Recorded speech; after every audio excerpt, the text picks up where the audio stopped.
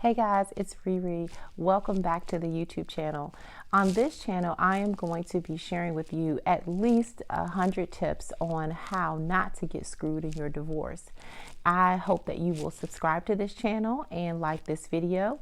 And you can also leave in the comments any questions that you may have if you are going through or afraid that you may be going through the divorce process. Maybe there's something that you are concerned about that I might have the answer for. So today's tip is tip number 4, and the tip that I want to give you today is don't delete the tape. That's right, don't delete the tape. Now, it is an old term. We don't have tape anymore, of course. We have videos on our cell phone. But when I say don't delete the tape, I'm not just talking about uncover this microphone here. I'm not just talking about videos that you may have on your cell phone. I mean pictures.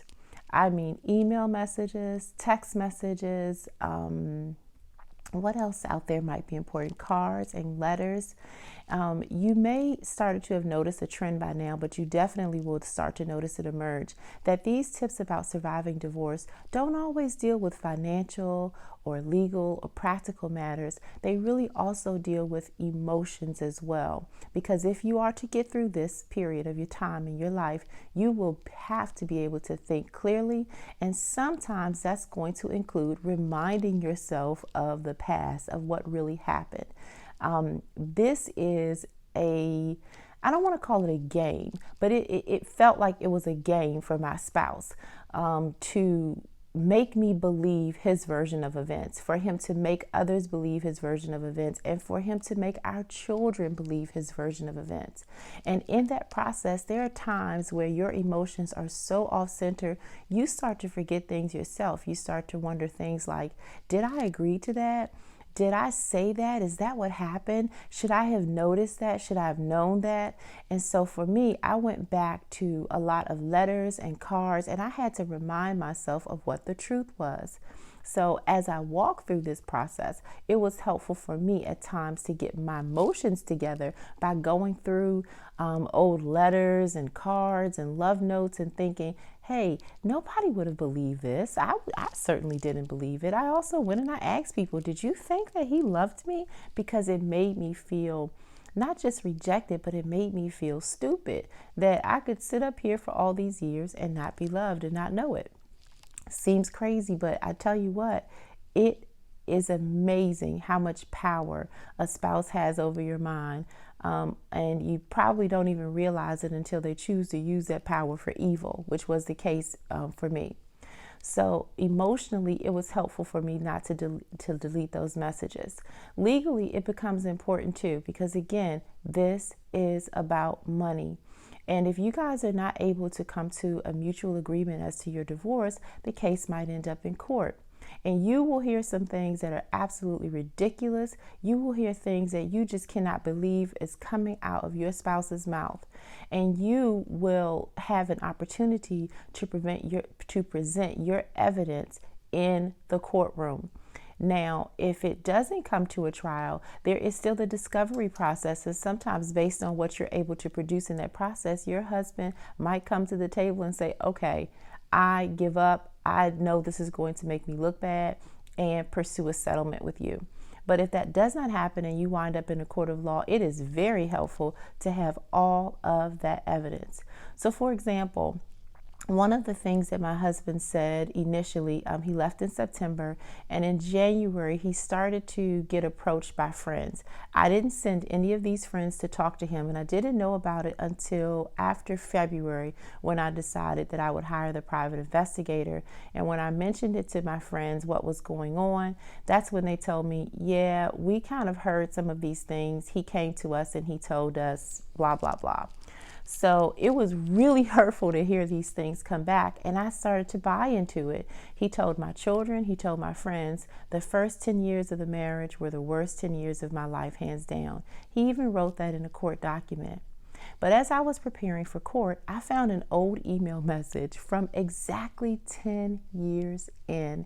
It was written to me on Valentine's Day in 2005, and we would have been married for 9 years and approaching our 10-year anniversary.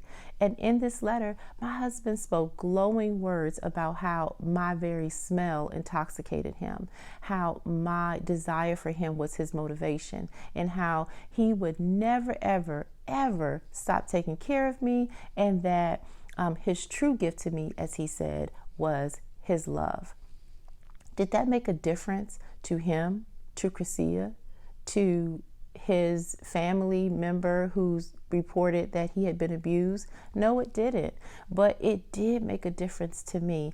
It did remind me that I was a thinking woman, that I had relied on really the same clues that Crescia is relying on to believe that she is loved. I relied on those same clues. So it helped me emotionally, but also I was able to produce it in court. And so it countered the arguments that he was making on the stand, which also alerts the court to we have one person here who may be willing not to tell the truth. There was another document that I did not present in court because I actually found it too late, which is why in my tips I told you to start gathering that evidence. But shortly before trial, as I was trying to delete some things and just kind of move on because I saw that it was evident, I found a letter from one of my children that said that she thought that my son should be home educated because it was the best thing for her and it will be the best thing for him. And in my response, I say that we are a strong family and it doesn't really matter because we can support him no matter where he goes to school. Why is that important? Well, because my husband put that very same child on the stand to bolster his testimony that the children were not indeed educated, that I had not been homeschooling, and he said, in fact, he didn't even realize or know how I had come to be a homeschooler in the first place. Having the evidence of not just successful homeschooling, but the discussions of homeschooling with him, it was very helpful to have. Even if the court didn't want it, didn't require it, or if I didn't have time to gather it, it was something that helped me to go boldly and confidently to the witness stand and tell the truth. So I urge you to keep those records. There's another very important text message that I kept, and it was a text message where he admits that he is not paying rent at his mother's beach house where he was saying that he lived, but he truly did not. But however, remember that tip, it is about money. When it came time for court, he wanted to convince the court that it was his desire to move from the beach house so that he could be closer to the children, and because the beach house was so far away from his job. But I had evidence, text evidence, that he said that for now it was best for him to stay there and that he was not paying any rent. He said those things in an effort to keep me from uncovering the fact that he was actually living with Crescia in a town about 30 minutes from us south and much closer to his job than he was admitting. However, he couldn't tell that to the court, so he made other statements. But I had that text message evidence that was very helpful. So as you try and heal, you'll become angry, and friends will want to support you. And one of the ways that they know to support you is to advise you to move on, to forget everything, to, just throw cards away, throw letters away, do things like that. I wouldn't advise it. You never know what will be helpful later because, again, there's no floor to his behavior. I would never have expected that he would get on the stand and say things like, there was never a day that I wanted to be married to this woman. At the very least, the court was able to see that if that was indeed the case, that he had been committing a fraud against me for nearly 25 years of marriage, that he was spending his time having children, building a life with someone that he knew he didn't want to be with. Now, I absolutely did not believe that. I believe that he got twisted up with Crescia, but if the court believed either story, they had the evidence that that was not a lie that I was participating in, contrary to my husband's testimony, which was, I have no idea why she would believe that she was loved. However, I had that physical written evidence that demonstrated it. Again, it's not going to change their mind. It's not going to bring them back, but it can help you not to go to the depths of despair of believing you're a horrible person, you're stupid for falling for it. I went through all of those steps, and it was torturous. It was very, very torturous to have to go back over my life and try and figure out, where did I go wrong in believing this person? At the end of the day, I don't think I went wrong at all. I think I did everything that I was supposed to do, and not deleting those letters, not throwing away cards, not deleting pictures. I have a funny story. I even have an old phone that I had to replace in the meantime, and I didn't delete it. And one of my children wanted to play with the phone on our Wi-Fi. So I said, well, let me take a look at the pictures to see if I want to pull anything off. And I found some very naughty pictures and some very naughty video on that phone.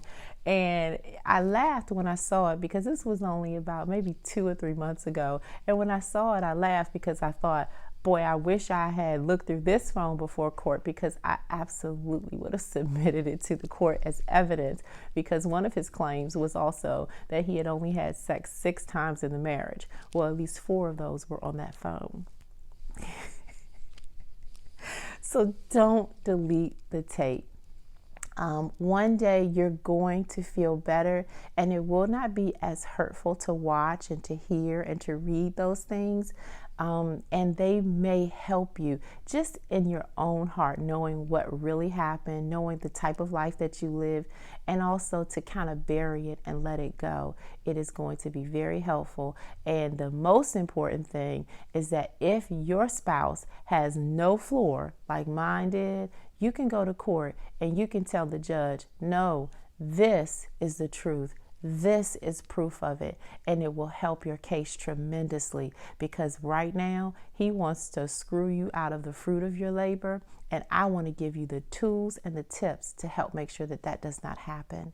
So thank you so much for listening. Don't forget to subscribe to this YouTube channel, and also don't forget to check out my website, GoRiriGo.com. I have written blogs there, and you might find some commonality there in the words that I've written. And also, I am so excited because I just released my second book, which is called Not Bitter, Just Petty: My Thoughts on My Cheating Husband and His Side Piece That Are Trivial and of Little Importance. And I love that tagline. You can pick that book up on my website and tell me what you think about it when you read it. All right, I'll see you for the next tip.